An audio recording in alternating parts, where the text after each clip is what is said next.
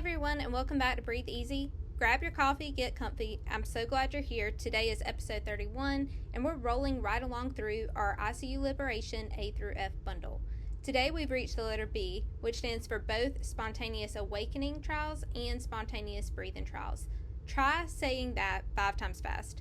Don't worry, we'll keep it simple around here and boil the whole thing down to 4 little words. Wake up, breathe, liberate. Over the next 8 to 10 minutes, we're going to unpack what that actually looks like at the bedside. And here's the big idea I want you to hold on to from the very start. Ventilator liberation is a team sport. It's the ultimate group project, except this one actually works because everyone pulls their weight. Respiratory therapists, though, you're the team captains here because you're the ones driving the daily readiness screening and running the breathing trials. So grab your stethoscope and let's get into it. Before we dive into the deep end, let's map out where we're headed. Think of this as a trailer before the movie. Episode B really comes down to 3 moves. First, wake up. That means coordinating with the team, safely dial back unnecessary sedation and check the patient's neurological readiness. Second, breathe, and that's screening for the breathing trial readiness and seeing how the patient does with minimal support. And third, liberate. That's using a protocol-driven assessment to spot safe opportunities for extubation readiness. Wake up, breathe, liberate. Easy enough to remember before your first cup of coffee even kicks in. And honestly, if you remember nothing else today, remember this one line. Every ventilated patient deserves a daily liberation assessment. Every patient, every day, no exceptions, no snooze button. So why does pairing these 2 trials matter so much? Let's talk outcomes. The good stuff. When you combine a daily awakening with a daily breathing assessment, patients tend to spend less time on the ventilator, and that supports earlier liberation. Protocolized workflows can also lighten the overall ICU burden, meaning less time in the unit and less time in the hospital. And let's be honest, nobody is hoping to extend their ICU stay, and this isn't just a theory or wishful thinking. The Wake Up and Breathe study allowed improved outcomes when awakening trials and breathing trials were paired together. Maybe most importantly, daily screening helps us dodge that sneaky trap of just one more day on the vent. Those missed opportunities that quietly pile up over time. But I want to be really clear about the tone here. The goal is not to rush anyone out the door. The goal is to evaluate readiness consistently and safely every single day. So let's slow down and really define our terms. Starting with the SAT, the Spontaneous Awakening Trial. In an SAT, is a planned pause or reduced of sedation medication to see whether the patient can safely wake up and take part in their care. Now, this is not a random flip the switch and see what happens sedation interruption. It starts with a safety screen. We have to follow our local policy for exclusions, things like active seizures, escalating sedation needs, neuromuscular blockade, active alcohol withdrawal, or clinical instability. So why do we bother? Because trimming sedative exposure sharpens our neurological assessment. It supports early mobility and it pairs naturally with the breathing trial readiness. And think of it as the peanut butter to the SBTs jelly. And here's the safety net. If the patient fails the SAT, that's okay. Nobody's in trouble. You resume the sedation per protocol and you keep pain controlled. And then you reassess tomorrow with fresh eyes. Now for the second half of our dynamic duo, the SBT. The spontaneous breathing trial. An SBT evaluates whether a patient can breathe with minimal support. Basically, can they start doing more of the heavy lifting themselves? These are the few common methods you'll see depending on our protocols. So CPAP, pressure support ventilation, or TP's trial if our unit ends up using one. While the trial is running, you're watching like a hawk. Respiratory rate, tidal volume, heart rate, blood pressure, oxygen saturation, worker breathing, comfort, mental status, and overall tolerance. The AARC Clinical Practice Guideline notes that breathing trials can be done with or without pressure support, and it really champions a standardized daily assessment when the patient is appropriate. This is the structured respiratory check that tells us whether someone is truly ready to move toward liberation, and there's no guessing required. So how do we connect all of this to the weaning protocols we already use? Here's the thing, a protocol is what turns maybe later into a reliable daily habit. Let me walk you through the 5 steps. Step 1, we're going to screen daily in the morning time. Step 2, we're going to assess for readiness.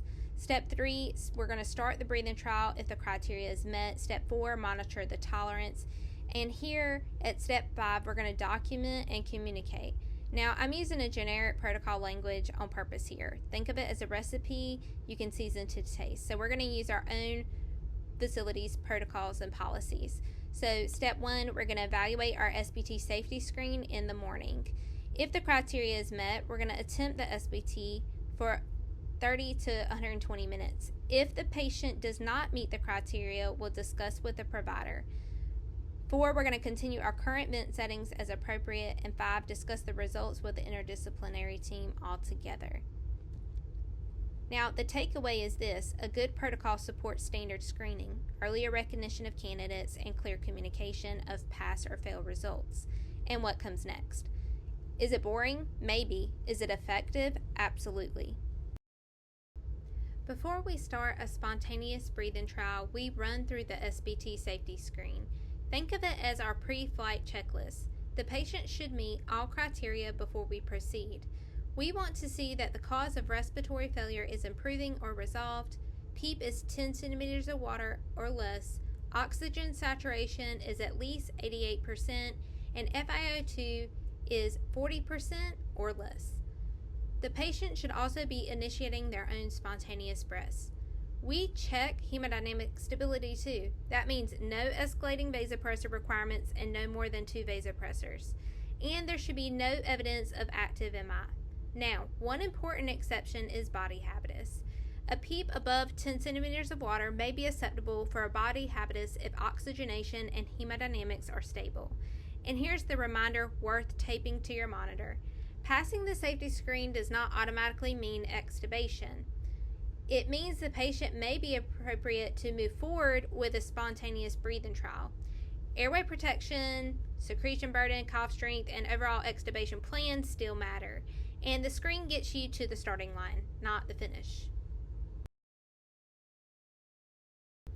Okay, the trial is underway. Game on. What are we watching for?